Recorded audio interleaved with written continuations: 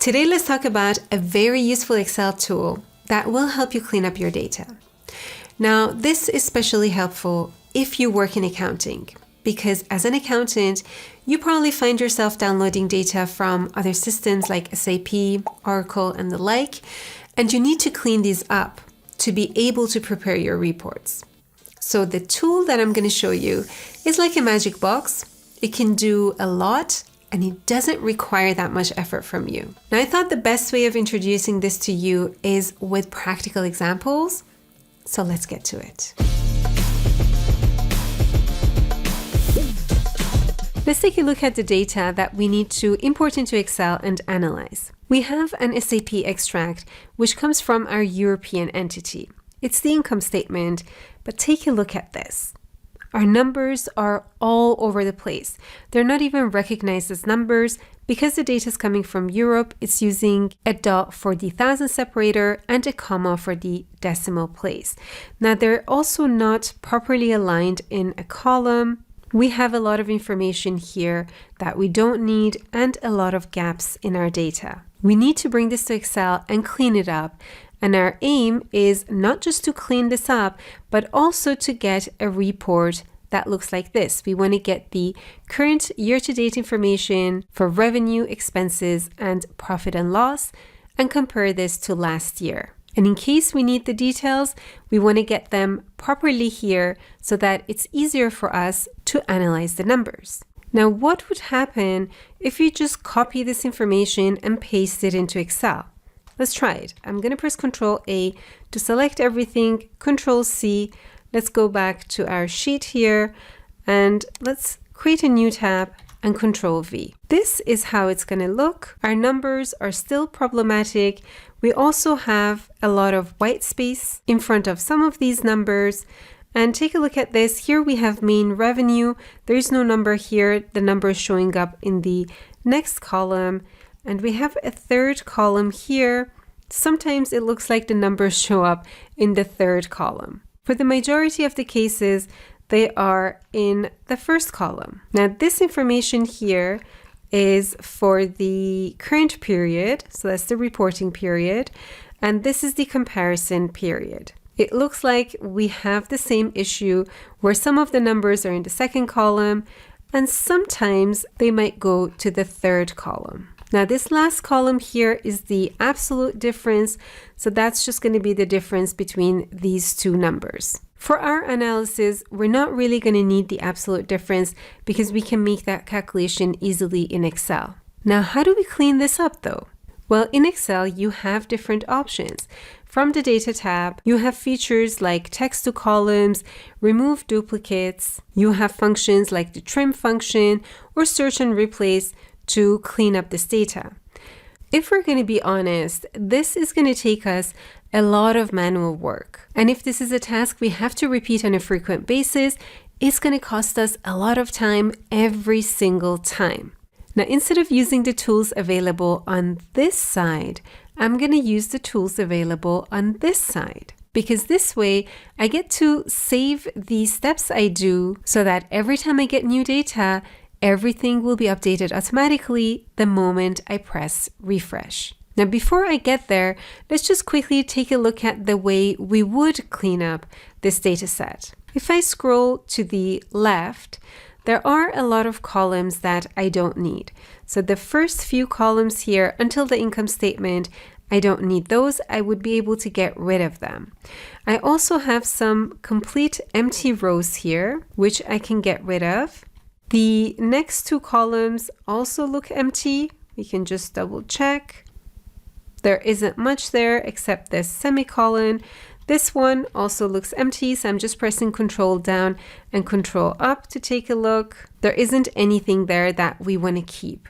Then we have the description. This is something we definitely want to keep, followed by our numbers here. Now for the numbers, we have a few things to solve. We have to combine them into one column and translate them into numbers that our Excel understands. This Excel here uses US regional settings. Okay, so now that we're clear on the type of cleanup we need to do, let's go ahead and do this. I'm gonna delete this. And now let's go and explore the left side. Get and transform. Our SAP data is in a text file, so from text CSV. The file I want to import is sitting in my C drive. It's in the info folder, and that's the file. Just select it and click on import. Here I get to see a preview of my file. We know that we have to do a lot of transformations here, so we're not going to load this directly. Instead, we're going to transform the data. Now we're inside the Power Query editor. Here we can choose the different types of transformations we want to do. We can give our final result, so the final table, a different name. I'm going to call it Clean Data. And here are applied steps. So any steps that we do to clean up the data is going to be recorded and remembered. So anytime our source changes, the steps will automatically apply whenever we refresh our final report. In case the name of your source file changes or the location of the file changes, you can click on the gear icon and browse for your file, or just update the name directly in here and then click on OK. Now Power Query went ahead and applied a change type step here so that it defines the type of data that's inside a column. Now it's thinking that pretty much everything is a text column, but that's not the case, right? We have a lot of numbers here, so we need to update that. But it's too early to update it. We're going to do it later when we have proper column headers. So I'm just going to remove that step. First, let's go and take care of our numbers here. So remember, we had the issue that sometimes the number was here, and sometimes it was even in the third column, like in this case. We want to bring this number to this column and this number as well in here. For this, I can use merge. Select this column, hold down Shift, select column 13, right mouse click, merge columns. Separator is none because I either have something in the cell or I don't. The new column name, let's call this current period, and OK. Everything is now merged in one column. Next, we need to repeat this for the previous year, which is these three columns here. So I'm going to select, hold down Shift, select column 16, right mouse click, merge columns, leave separator as none, call this previous year period. Now let's get rid of the columns that we don't need.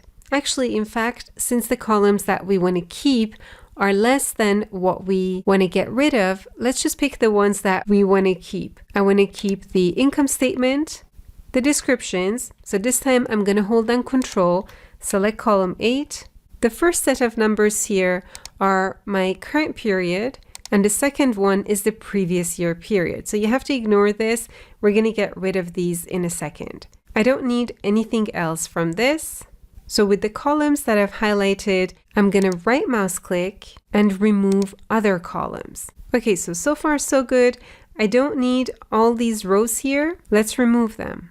Remove rows, remove top rows, 10. I want to remove all the way up to here, and OK. Now things are starting to look better. I have these empty rows that I can get rid of. So let's go and filter them out by removing the blank rows here. And OK. Now notice anytime we add a new step, we can see Power Query writing these steps, writing these functions for us. And it's always good to keep an eye on these. So even if you don't really understand them, make sure that you can see these steps. In case you don't see it, go to the View tab and activate the formula bar. So in case yours is not activated, you're not going to see those steps, place a check mark here so you can follow these along. Okay, so now let's take care of these numbers. If I just go and change the type of this column to a currency, it's not going to work. So let's remove the step. Instead, we have to tell it what's the origin of this number. Now, since our issue is with this one and this one, I'm just going to select them both, then right mouse click, change type, and go to using locale. Here I can define the origin of this number. The data type I want is going to be currency. The locale here is not English. So let's scroll down till we get to German. Now we have German, Austria. When I select that, I can see a preview of how the original number should look like. In this case, it doesn't look like that because it has the dot here as the thousand separator. So instead of Austria, let's go with Germany. That's the number that I'm dealing with. So now let's click on OK, and everything is properly transformed. This is a text column. This one is a text column as well.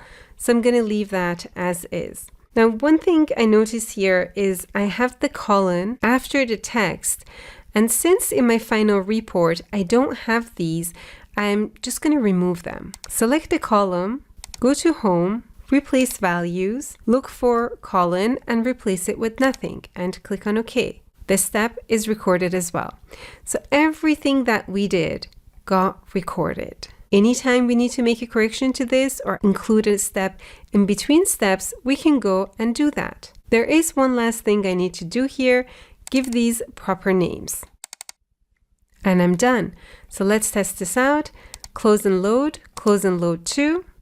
We can load it as a table on a new worksheet, but in this case, I'll just put it on the side here. So I'll go with existing worksheet and let's go with F1 and OK. Our data is clean. Now, if at this stage you notice some things that you want to remove, you can always go and edit your query. So you can just double click here, go back to the query and add a step. So for example, I can remove the bottom rows. I don't want that last row, so I'm going to put 1 and OK. And then just click on close and load and it's going to refresh the existing query. So now that last row is disappeared. In addition to cleaning up the accounts, we also want to create our summary report. We have all the information that we need. From here, all we have to do is use a function and grab what we need.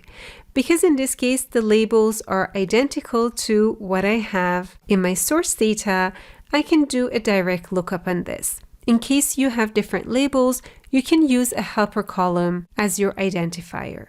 The type of lookup function you're going to use here is going to depend on your version of Excel, because if you have Excel for Office 365, you're probably going to want to use the new XLOOKUP function, which is easier to use than VLOOKUP. If you have other versions of Excel, VLOOKUP will work. Our lookup value is this value right here. The table array is our table. So I'm just going to go to the side to select it. The column index number we want to return is the third column. That's where we have the current period. So I'm going to put a 3. Last argument is if I want an approximate match or an exact match. Well, I want an exact match, so I can either go with false or put a 0 in here. Close bracket, press enter, and I have my value. Now I need to reverse the sign here because revenue in the system is a credit, so I have to reverse the sign for these. Now just so that I can copy this and also paste it to the next column, I'm going to be mindful of my cell referencing for A4. Let's fix the column reference. The rest remains the same because I'm using table references. Now let me also go and update the number formatting and remove the decimal places. Okay, so revenue total will be from here, material and services total as well. So are these. So I'll just do these in one go. I'm going to hold down Control, select them, and then press Control V to paste in my formula. Next, let's calculate the percentages. Here, I want to take material, divide this with revenue. Now again, I'm going to be mindful of the cell references because I want to be able to copy it not just down, but also to the next column. So for revenue here, let's press F4 2 times. So this time I'm keeping the row fixed, but the column dynamic. This reference remains dynamic so that every time I'm going to be referencing the cell above the percentage. Let's adjust the formatting to a percentage and copy these to the other cells. Now that I've done everything for this column, let's just copy the whole column, paste it here. There is some part that we need to change because instead of getting the third column, we want to return the fourth column. I'll just do a quick replacement here. Highlight these cells, press Ctrl H. I'm going to look for comma 3, comma 0, just to make sure I'm in the right part of the formula, and replace it with a 4. Replace all, OK, and we're done. The great thing about this process is when I get new data, because all I have to do is refresh this. So let's say I get a new file. I'm just going to grab that file and drop it in the same location as I have the previous file. They have the same name, so I'm going to replace the file in the destination. Now I just need to go back to my report, right mouse click, and refresh. Now keep your eyes on column B data. All the steps run automatically, and I get the latest data.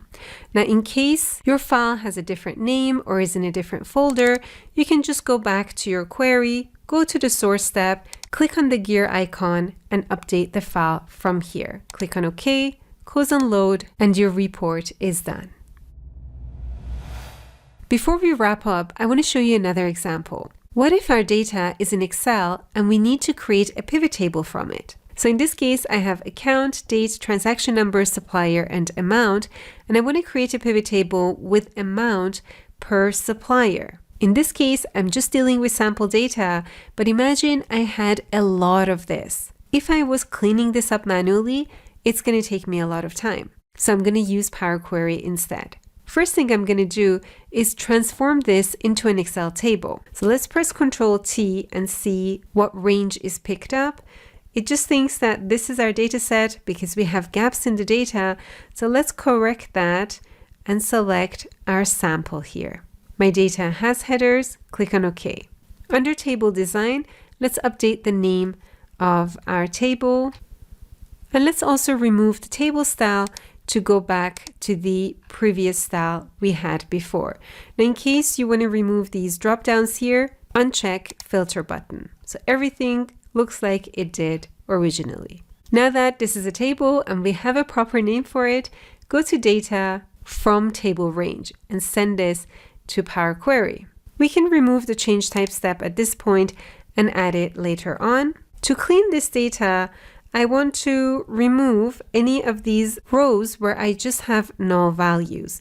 So I'm going to click on this drop down here and uncheck null and OK. So everything that doesn't equal to null is included. Next, let's filter out the totals, because if I leave them in there, the pivot table is just going to include them as data. I need to get rid of them. Let's use text filters, does not equal, and type in total. So Power Query is case sensitive.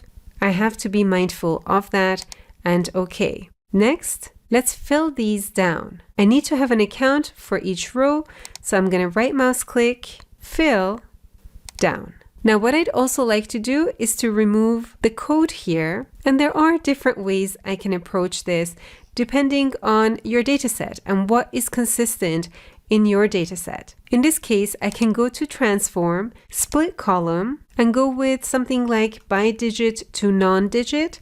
This is going to give me multiple columns, and then I can get rid of this if I always have just 3 digits. Or I can also base it on the number of characters.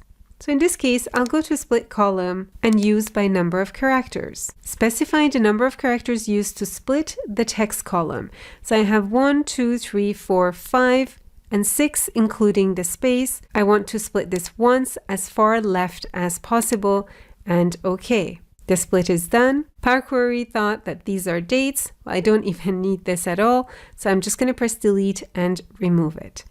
Let's rename this column to account. Now we can take care of the column types. This is a text column. I want this to be a date only. This can be a whole number.